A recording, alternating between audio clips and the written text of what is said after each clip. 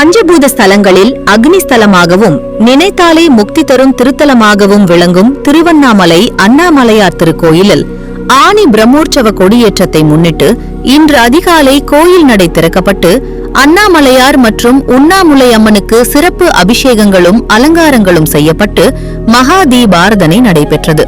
பின்னர் விநாயகர், அண்ணாமலையார் உடனாகிய உண்ணாமுலையம்மன் ஆகியோர் சிறப்பு மலர் அலங்காரத்தில் தங்க கொடிமரம் அருகே எழுந்தருளி பக்தர்களுக்கு அருள் பாலித்தனர்.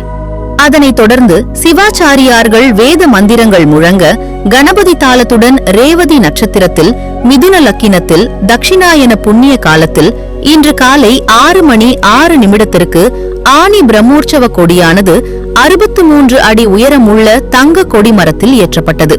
கொடியேற்ற நிகழ்வின் போது கோயில் வளாகம் முழுவதும் பக்தர்களின் அண்ணாமலையாருக்கு அரோகரா என்ற பக்தி முழக்கத்தால் அதிர்ந்தது.